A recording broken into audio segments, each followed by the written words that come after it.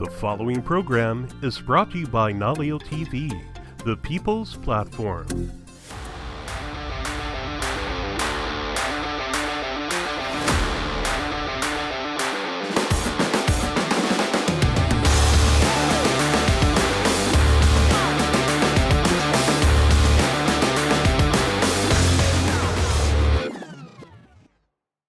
Aloha! Welcome to another edition of Coulda, Shoulda, Woulda. J.E. Roscoe. I be he. And I'm still John Hendricks. Yeah, boy. Well, there you go. Yeah. Another week of preseason football under the belt here. Everybody's getting ready. Things, the more they stay the same, the more they change. Cowboys are falling apart as we speak. Oh, No, they're not. No, they're not, actually. Not quite yet. We'll get into that maybe. But, yeah, I say that because it's football. It's a violent sport. You're going to have injuries, and they play a part in everything. And when I say they have injuries, they have them this year, and they've had them in years past, which affect this year, okay, through many, many different facets, okay? Absolutely. One of the main ones that we've been reading about and talking about, especially here in the early part of this 26-27 NFL season, preseason, one, Deshaun Watson. Well, he's injured all right. Boy, oh boy. I mean, boy, maybe oh not boy. physically, but he's on the mentally unable to perform list. Yeah, is that where we're going with this? Yeah, Update for the people out there, maybe that don't know how we got here. has been declared the starter for the Cleveland Browns, okay? Somewhat of a surprise to many people who watch the sport closely. Not just the Browns, Right. somewhat of a surprise. A lot of pundits going like, what is Monken thinking over here, kind of thing. And again, Deshaun Watson comes with a lot of baggage, okay? It's terrifying. He came as a savior to the Cleveland Browns. He came from the Texans, where he had 2 outstanding years there. At least 2. Yeah. Yeah. And then they said things ain't working out. Why? Well, he had we know all why. the misgivings with the masseuse and such. Terrible stuff. Had to go do a whole bunch of NFL me culpas kind of thing, okay? Got to be part of this program. You got to take part of this. Got fined. And after all that happened, Cleveland says, well, we're going to pay you $230 million guaranteed to go from the Houston Texans to come to the Browns. Goes there, and it's been a terrible tenure for him there. Yeah. Injury-wise. Injuries. Okay, he's got That plays a factor. 19 games. There 9 you go. and 10 in those 19 games. Okay. Shedeur, well, he started the first game, Deshaun did, in the preseason I'm talking about, did okay. They brought Shedeur in, he did okay. So they were going, hey, okay, this is not too bad. We're looking good. We got 2 quarterbacks. You mentioned about Dylan Gabriel back then. What happened to him? He didn't get anything in that first first game rather. They did the second game. Yeah. This time, Was there a sighting? yes, there was. One, What did you return a punt?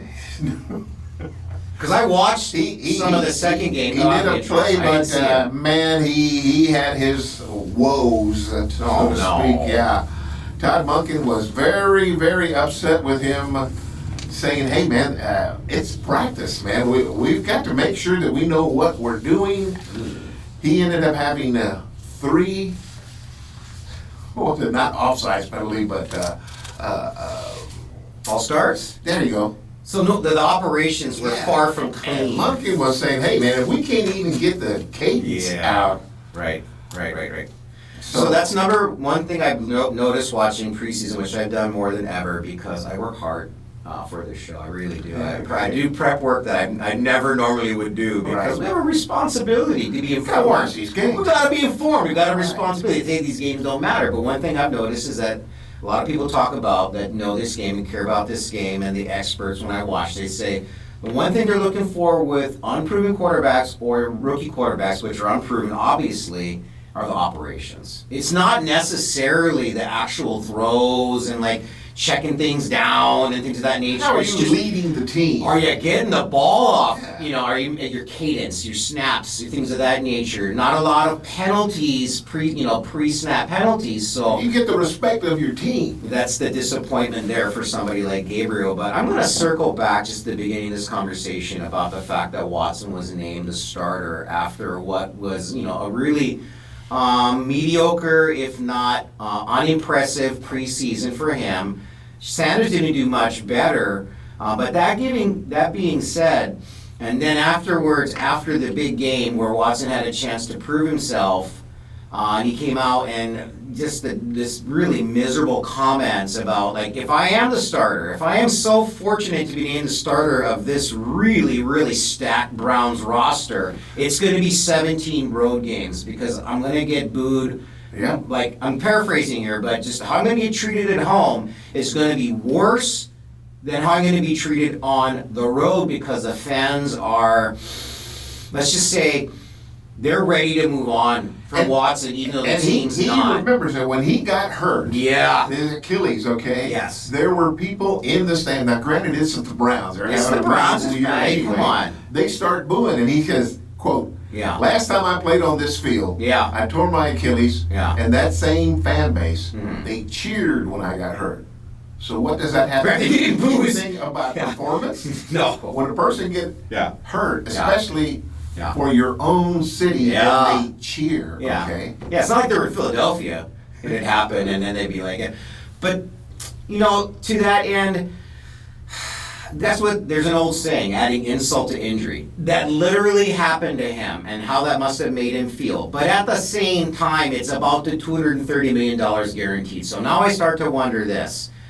Are the Browns really just mentally, from an ownership standpoint, a decision-making standpoint, just in a space where they're actually punishing Watson for You have to show up we're now. punishing you. Okay. We're punishing you. You're We're the starting starter. you. Yeah, and it's going to hurt every time because look at what you did to us, even though the Browns and their ownership ultimately made the decision to sign him with all that guaranteed money Yeah. and the concerns about his mental state of mind and coming off an injury that, himself, and more self-inflicted injuries. So are they punishing, are they punishing Watson by putting him out there?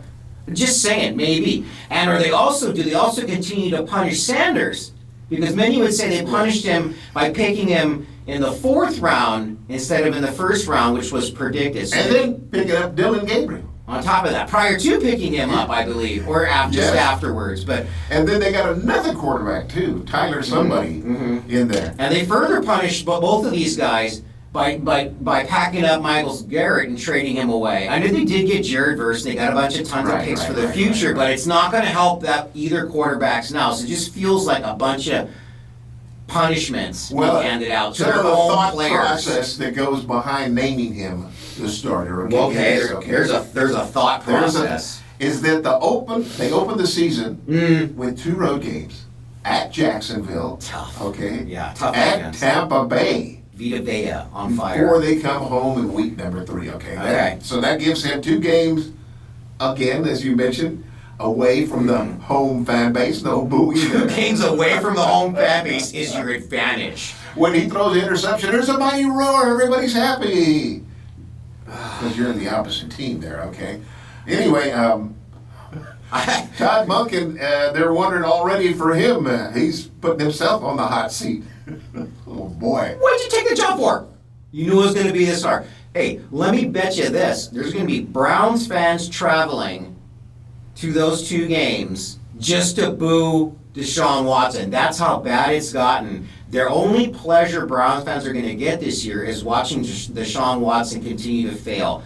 And at some point, whatever you want to say, I don't feel sorry for him. He's got all these millions, hundreds of millions of dollars in the bank. Right. You know what I mean? These are self-inflicted injuries largely, minus his actual football injury that kept him off the field. Nobody feels sorry for him. But at some point, I'm going to start to feel sorry for him, because it's just going to become just so difficult to watch from just a humanistic standpoint of people hoping and relishing in somebody else's failure.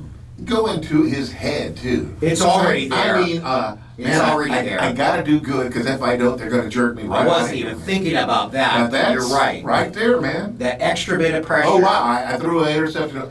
Normally, your coach would say, hey, you can throw an interception. I believe in you. You're our quarterback. Don't worry about that one interception. Keep going.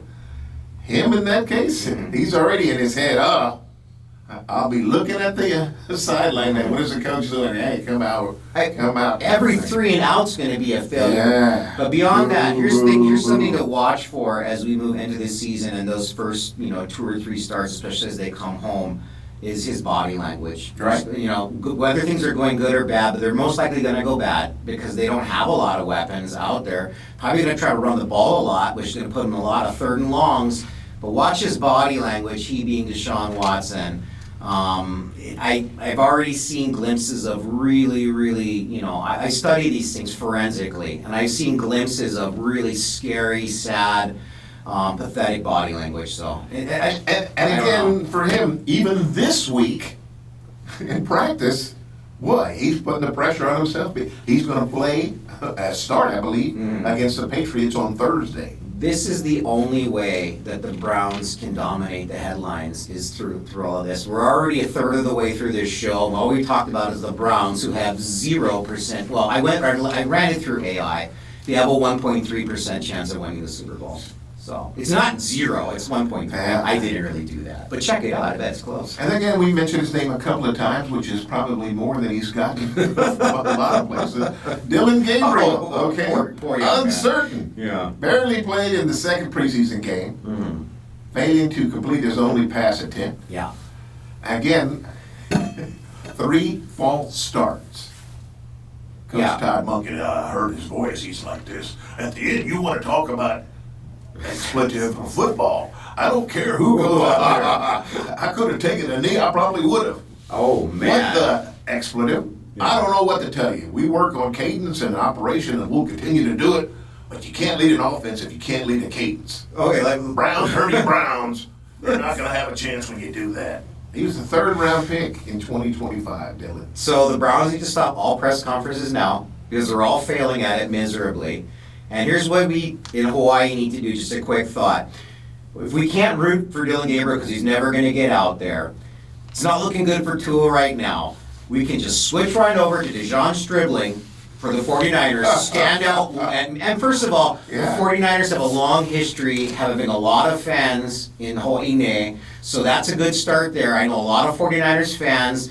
There's going to be a lot of 49ers games on. We can move on to wide receiver rookie Stribling as somebody who can watch for and be proud of as coming out of Hawaii because, there's a lot of other guys. There's one to watch. All right. Yeah. Elsewhere in the world of quarterbacks, yes. Yeah. Joe Milton. Hey. I was down on Joe Milton. I was not last year. You weren't with Sam Howell. Oh yeah, well sure. This year I went, okay, Sam Howell, he's looking pretty good. But boy, this last game that Milton played against the Cardinals, wow. He looked good. I think unless it's something drastic happened, he's got a lock on that number 2 slot over Howell.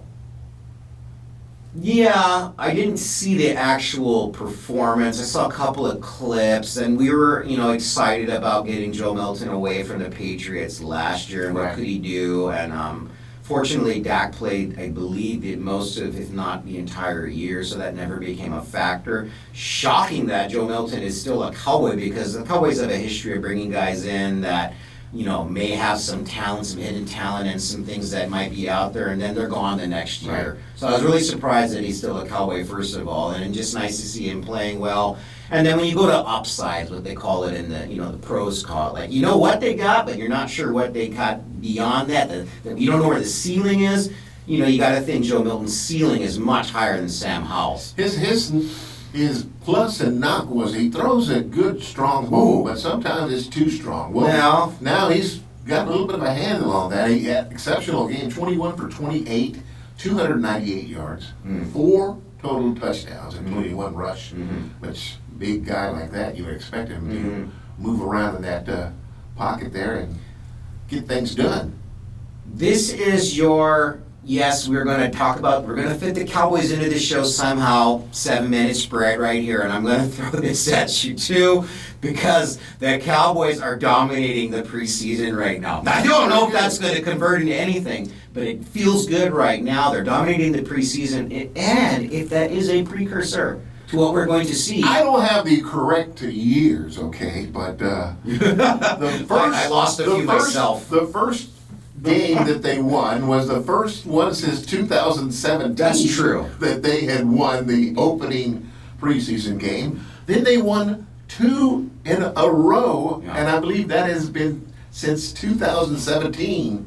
That hasn't happened where they win 2 preseason games in a row. It's preseason, okay? No, you're going against second and third. But that's fine. Even without ever watching a preseason game, you know, you and I, although we're slightly biased, right. We really feel good about their chances because of all of the changes. So again, my hope is, going back to Joe Milton, is that Joe Milton is going to see some playing time because Dak's not going to need to be out there for some of these games that we that would play. be nice to have. Hey, Cowboys haven't had garbage time unless it was against us, you know, in a long time. And garbage time means generally that you're a playoff-bound team. If you have, in any course of the season, if you're putting out, you know, your second-string quarterback to get reps because you don't want your first stringers out there because the game's so far out of reach, you're a pretty good team probably. So let's root for Joe Milton to see some third quarter, fourth quarter action because the Cowboys are so far ahead.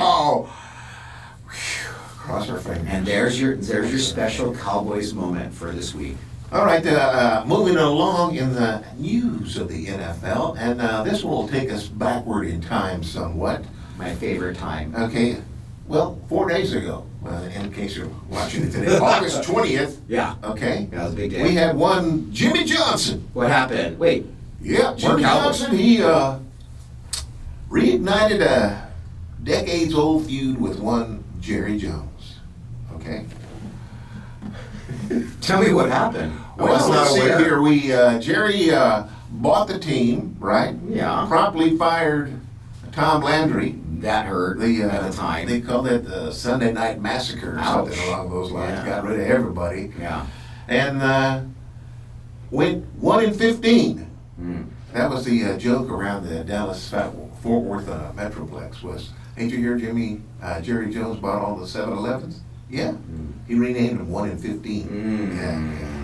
Well, nonetheless, he picked up Jimmy. Mm-hmm. Jimmy went through that 1-15 year himself. With Friedman, yeah. And then they decided the Herschel Walker trade, the great train robbery. Yeah, I was gonna say, was it a trade? Was it? I mean, I think it would be voided these days. 1 player for 5 players and money. Okay, with the emphasis of, hey, we're giving you 5 players for 1 running back. Mm-hmm. These 5 players on your team now. Mm-hmm. Jimmy goes, okay. His name was Lynn, the GM for the Vikings. Didn't read fine print.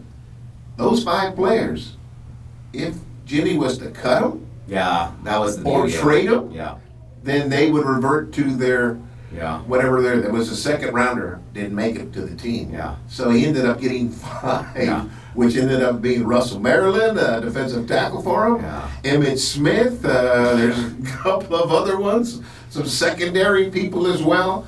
So anyway, on the 20th of this month, August, Jerry made the statement that, hey, look at the trade that I did for Micah. This is like the trade I did. Oh, no. With the Herschel Walker trade. To which Jimmy got wind of that, heard that. What does he do? He goes on X, Twitter, for some of you out there, okay, and had a whole bevy of tweets or X messages showing that, hey, I have control over all the players, I have control over all the coaches, I have control with anything that has to do with the Dallas Cowboys. I am the man that needs to be talked to, not Jerry.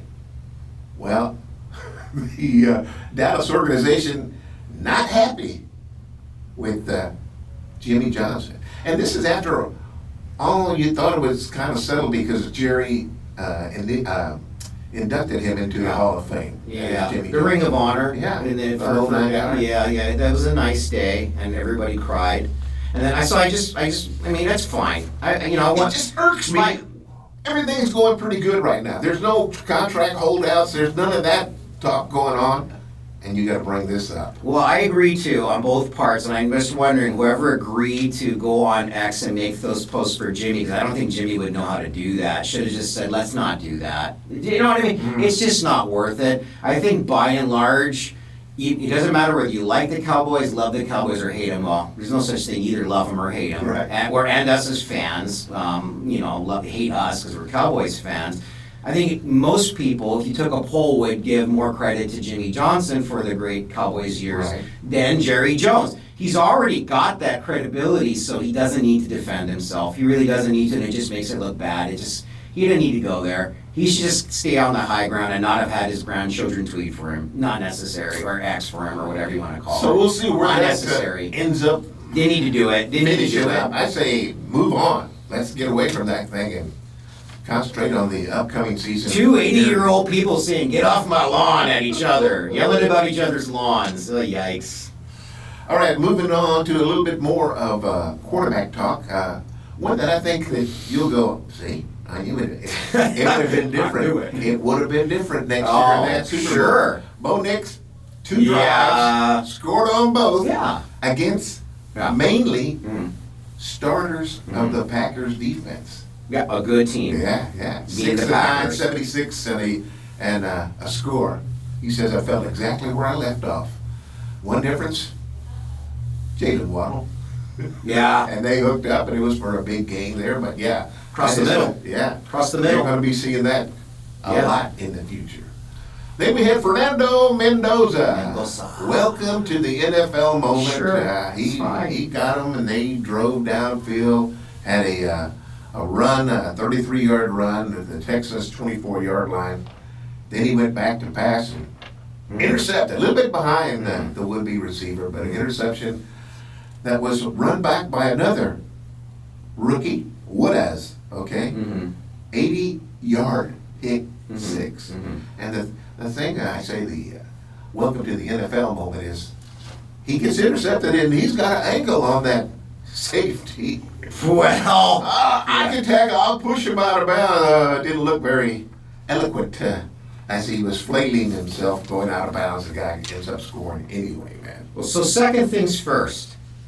The Hendricks household watched both of those games that you mentioned, the Raiders game and also the Denver game. The Denver game was maybe with more interest to see Bo Nix first snap since his injury, and of course, no problem the Hendricks household being a Bills household, as well as, of course, a Cowboys household, wanted to check out, the Broncos and just get a little feel for it. And Hendricks household unanimously impressed with Mr. Nix's command of the game, coming back in, looking good, looking healthy, and Jalen Waddle edition, it's all there. Second thing, we also watched the Mendoza thing because we're interested. He's the number one pick. I mean, come on. And he had a good first game. That was going to come back. And you know what? I was surprised by his speed. You say, look like he had a line on him. Well, he didn't. He didn't have a line on the interceptor. But you know what he gave? Effort. And on a scale of 1 to 10, he gave an 11 effort. And that's what you want to see as a teammate and as a coach. I don't know, really. You could pull a hamstring trying to run that fast as a quarterback. They probably say, you don't need to be tackling him, son. Yeah, but you know what? He made the mistake. Now, you could say that maybe I've heard, the receiver is supposed to stop. He wasn't supposed to keep moving. It doesn't matter. I said it before, I say it again. All interceptions fall on the quarterback. Too bad. That's how it goes. That's life. They all do. So he knew that, and he tried to make up for it, not by coming back in on the next series and making up for it, but at least keeping it out of the end zone. He gave it everything he had, and I know the teammates like that. That's not a small thing. Max Crosby came over, patted him on the helmet and said, don't worry, you got the next one, you're okay. They're going to happen. They're going to happen like injuries. Those are worse. Those, yes. I think. Oh, you can learn from your mistake. Deshaun Watson mental The injuries. injury one, well, let's take a look at some significant season-ending injuries. Yeah. Jaden Higgins, wide receiver for the Texans, ruled out due to a torn ACL. Again, CJ needs as many that room weapons got out a little there. thin, losing Diggs. Former Dallas Cowboys center. This is the one. Now This is the one. Chargers, Tyler Badaz. Yeah. Season-ending injured reserve, severe left knee and ACL damage during practice. That's when they happen. And then here's the thing too. A lot of these injuries, you open this up talking about like how football's a violent game, injuries happen. A lot of these season-ending injuries aren't happening in moments of violence. It's people getting rolled under, rolled over, their knees and stuff. Especially when you talk about, offensive line, defensive line. It's not a violent injury. Somebody had fallen down, they're on all fours, and he gets pushed back. Yes, and pushed his knee. And here's why, to me, this is the injury thus far of the postseason. I mean, there's other preseason, or even whatever you want to call it, happening in practices or whatever the case may be before we actually get started. This is what happened to the Chargers last year. Right. They lost Slater before they could ever take a snap in a real game. And now they've lost their center. 3 years, $30 million, pulling them away from the Cowboys, shoring up the line, shoring up the run game for Mike McDaniel and Hampton. And Mike McDaniel's like, forget Hampton, we got running back competition. They're all going to play. You don't even know when they're going to play. You don't know when I'm going to play them. It's going to be game time decisions. But a lot of that obviously rests upon the health of your offensive line and the continuity right there of your offensive line. Playing together, the chemistry, the fluidity, the synchronization of movement. It's not going to be there. He's not coming in at all. They've already lost him for the year. So what that does to the Chargers' hopes, it does a lot to them. It's making my Broncos pick look pretty good. Although none of the picks we make are based upon potential future injuries. So that's a bad one. Here's one that bad. That's a bad. You mentioned Stribling. They're going to need him because Ricky Pearsall sidelined for the entire season with a knee injury. Done. And that thing that bothers me about that is he was a very interesting pick when the 49ers made that pick because they knew what was happening with their other receivers, losing Jennings, and then they're kind of flaky receivers never coming back, and they're getting light in that position. And I'm just concerned because I really wanted to see how Pearsall would do with a full season under his belt, healthy. And again, we're not going to know. Not going to know this year. It's tough for Ricky Pearsall. And the poor guy gets shot. I know. Before he can even play, recovers from that. I mean, this guy, he's going to, you know what? When he makes it through this and he gets out on the field, you want to talk about mentally strong. He's going to be ready. You talk about adversity. That word gets thrown around way too much in this world we live in. Fighting through adversity. Well, Mr. Pearsall is in a moment of in the midst of adversity, and when he comes out of it, I'll be rooting for him. All right. One more that I've got here that I thought, wow, this is going to have ramifications throughout the rest of the season. Breece Hall, the running back for the Jets, groin strain. Expected to miss 2 to 3 weeks. Sounds uncomfortable. But should be back for week number 1. Now, be back. It's a groin strain. Boy, you talk about a muscle that gets used every single play. That's going to have ramifications. I suspect we'll see him on the injured reserve again before the season is out. Well, I mean, maybe the most critical element to Geno Smith having any success would have been an effective run game, which would require your all-pro running back being available to run behind what's been a short-up offensive line. And then you never know. Jets could have been one of those surprise teams under Geno Smith's, captaining the ship. I doubt it, but you never know. Yeah. But that's a big one too. That's a big one. Running backs, they used to just think, hey, swap them in and out. We're not going to pay him anything. We'll just draft a new one. Though that tide has turned completely. We're seeing running backs massive contracts. Bijan Robinson, Gibbs. Flex up and down there as far as that goes. So that's a tough one. All right, well, that's going to wrap it up for this edition of Coulda, Shoulda, Woulda, episode 87, I believe. Something like that. Thank you very much for tuning on in. Yes. Just a couple more weeks, and then we'll be ready for the real deal. A Wednesday kickoff this year for the NFL, so be looking forward to that. Yeah. Hump Day! Yeah, don't forget to watch the game because you assume it's going to be a Thursday. You'll be disappointed in yourself. And then don't forget to check in with us at sports@naleo.tv. Correctamundo! My name is J.E. Roscoe. I'm still John Henry. Bidding you a fond aloha. How